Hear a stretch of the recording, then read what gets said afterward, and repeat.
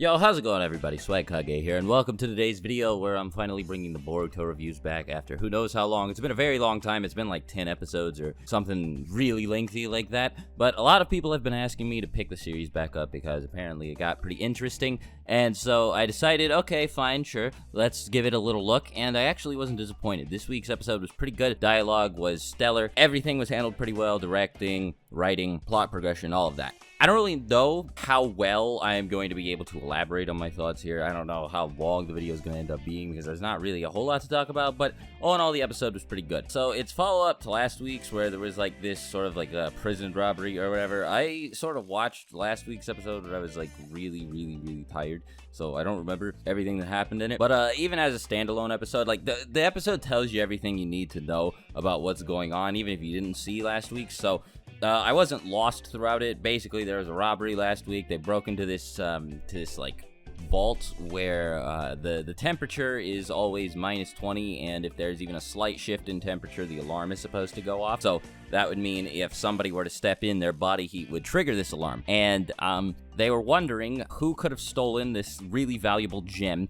And Sarada ends up hypothesizing that instead of it being an inside job, somebody who's, capable of changing the temperature of the room or keeping the alarms from going off, Sarada guesses that it is somebody capable of using ice style. So that was a cool throwback to Haku. We've got an ice release using antagonist, and, I think that's pretty nice. It's definitely easy to appreciate something like that. I'd like to see more of the nature release Kekkei Genkai utilized more thoroughly. But, so she tells Boruto about this, and then he's like, well, missions involving combat are usually like B rank or higher, and we're Genin, and since this is our mission, if we tell somebody about it, it'll go up to B rank instead of C rank, since Genin can only do C rank missions. So Boruto decided to be dumb. He didn't tell anybody about the ice release thief, and instead he was just like, yeah, let's take care of this ourselves, because he's dumb. I guess he's Naruto's son, but even then, I don't know if Naruto was like this boneheaded. At the very least, he always had somebody supervising him to tell him that doing something like that would be a bad idea. Oh well, though, anyway, that's kind of a tangent. This episode also introduces the guy who created, like, I forget what they're called. I think they're called ninja tools from the Boruto movie that let people use ninjutsu by just throwing the ninja tool on the floor or crushing it in their hand or whatever. So, yeah, apparently he shops at the black market, and that's how they end up meeting the guy who stole the thing from the bank. He's like, yeah, they're gonna be meeting with somebody at this location. So there's like this wall filled with graffiti, and it's also filled with, discreet messages from sellers talking to buyers, telling them, yeah, we're gonna be selling something like this, and meet us here if you want to. It's just a very well hidden way of conducting illegal business, I guess. Not many people know about this place to begin with, and not many people check the wall, I presume. So, it was a pretty smart way for the antagonist to be like, all right, this is how I'm going to sell this really expensive gem I stole. But, so that's how they end up meeting him. So they meet him at the place, and then they fight him, and I guess he also has, like, paper bombs strewn all along this other guy's body. Like, he has a decoy there. I don't know. I'm probably not making a whole lot of sense. I'm definitely rambling right now. But, I guess the main thing that I took away from how the confrontation was set up is that the villain was pretty smart, unlike many of Boruto's other antagonists, which are all pretty stupid or seem like Saturday morning cartoon villains. They don't think before they act, but this guy, yeah, he knew what he was doing. He knew how to conduct business illegally and do it effectively without getting caught.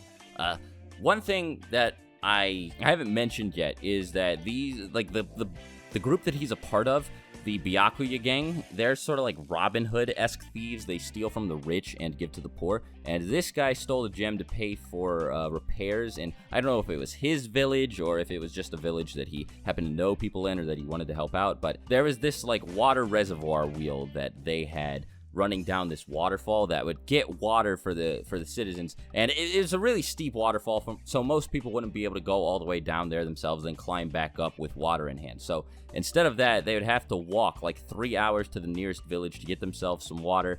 And he was like, well, now that I've stolen this gem and sold it, I can use the money to pay for repairing that water wheel. So that was a pretty cool motivation. I think that this was the first example that I've seen of well, maybe not Naruto antagonists in general, but definitely in Boruto, of a villain who has like a relatable motivation where you're like, okay, I could definitely see where you're coming from, and one that I think is small scale and isn't huge, like I'm gonna blow up the village because my dad worked for the Foundation or something really silly or dumb like that. You know, the coup d'etat in the Hidden Mist Village was a little bit silly.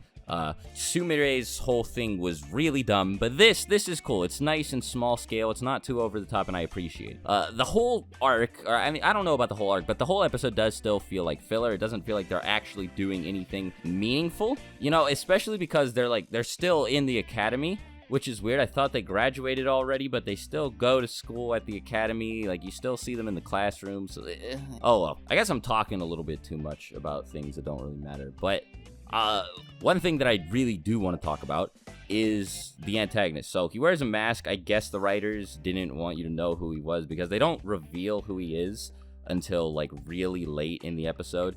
I guess they do it intentionally. They try to keep him hidden, but there's this one kid with like red hair who's introduced, who ends up becoming friends with Shikadai because they both like playing shogi. Shikadai also has this obsession with shogi throughout the entire episode. You know, his dad is telling him that he needs to get better, and if he does, then he'll give him something. I forget what it was. It was some kind of gift, but so Shikadai practices shogi by himself.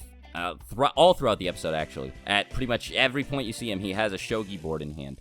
And this kid eventually comes up to him. Well, they first meet on a bridge when this kid, this complete asshole, tries to stick a paper bomb on a fucking frog. And it's like really mean. And Shikadai's like, whoa, don't do that. And like the frog jumps away.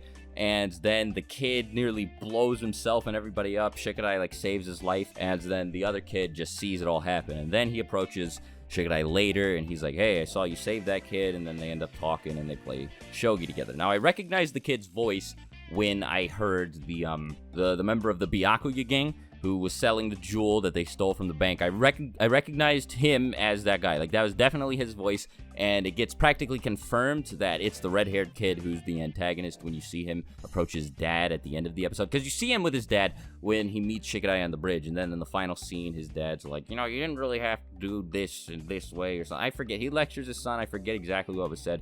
The episode was really solid. Even if it wasn't incredibly interesting, it definitely kept my attention. And I'd recommend watching it to anybody, honestly. Like, even if you haven't been keeping up with Boruto very heavily recently, it's a pretty good watch. I'd probably give it like a 3 out of 5, you know, solid 3. Very good shit. I mean, I like the characters a lot more, too. Sarada wasn't nearly as annoying in this episode as I thought she was earlier on in the series. And also, Chocho is nowhere to be seen, which is an instant plus. I really didn't like Chocho being on the screen at all. She was just annoying. Everything she said was kind of cringeworthy, and her presence didn't really add anything here. But the only characters that we really see throughout this episode are characters that I like Shikadai. Boruto, to an extent, I do like more in the anime than I did in the movie, than Sarada and Mitsuki. Iwabe and Denki are around at the beginning of the episode, but they don't really do too much, so, you know. Like I said, though, fun little episode. I'd recommend watching it. I mean, like, I'm kind of waiting for them to get into the actual, like, meaty stuff.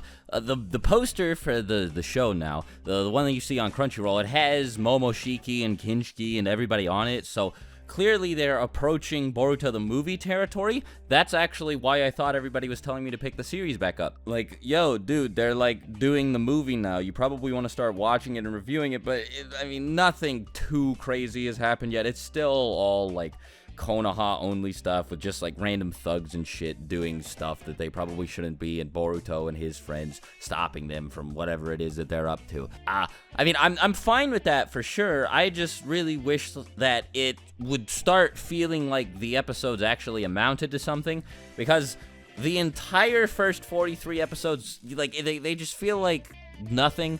They feel like they're just there, you know, for padding. You know, it doesn't feel like the story's progressing. I really want something big to happen, but, you know, until it does, I guess I'll keep reviewing the episodes as long as they're fun to watch. But, you know, like, so if it gets boring again, expect me to drop it. But a lot of people have asked me to pick the show back up, so, you know, here's this review. Hopefully it wasn't too, like, scatterbrained. You know, I know that I don't sound like my thoughts are incredibly well gathered, and I'm not extremely well spoken right now. Forgive me for that. I'm gonna try to edit the audio less, because I don't want the review to sound as processed as it does when I edit my voice very heavily. I want it to sound, you know, like real and raw. So tell me what you guys think about that, about the, you know, the minimal audio editing that I'm going to be doing here. If you want to watch the show, I have a recommendation for you, one that doesn't require you to break the law. So today's video is sponsored by Verve. For those of you who haven't heard of it yet, it's an app made by the people who made Crunchyroll. And it has Crunchyroll. That's part of it, so you can stream all of the stuff that you normally watch on, like, Crunchyroll, like Boruto, of course, and then, you know, like Naruto Shippuden, Dragon Ball Super. Pretty much any anime that you could think of. Verve also has Funimation as a part of it, so, like, both of these are embedded into the single app, so you can watch, like after you're done watching a Boruto episode or whatever, you can go check out the Funimation catalog or the Crunchyroll catalog. Across the two of them, they've got basically, like, every anime ever, either subbed on Crunchyroll or dubbed on Funimation. I'm going to have a link in the description that you can click to get yourself a free, ad-free 30-day trial of Verve Premium. It's completely on me. There's no real downside to clicking the link. You just get 30 free days of anime. Also, using Verve, you'll get access to a couple of other pretty cool content apps like Machinima, RiffTrax, Rooster Teeth, and, you know, a handful of others. So if you're into any of that, at the very least, check out the link in the description. You know, maybe look around Verve's website if you're not interested in whatever. But, you know, like I said, it's completely free. You can cancel whenever you want. I'd highly recommend it. I like using Verve quite a bit. How I watched today's episode, and yeah. But I think the best part, without a doubt, is the fact that you can watch everything on Verve without an internet connection, or like without even having cell service. So like if you're somewhere in the middle of the woods, like you're camping with somebody, you find yourself really bored and you don't have any signal, you can still feel free to pull out your phone, open Verve, watch yourself some Naruto or whatever. It's pretty great. So again, link in the description, 30 days free, pretty good stuff. And yeah, until my next video, I'll talk to you later. Swagkage out. Bye.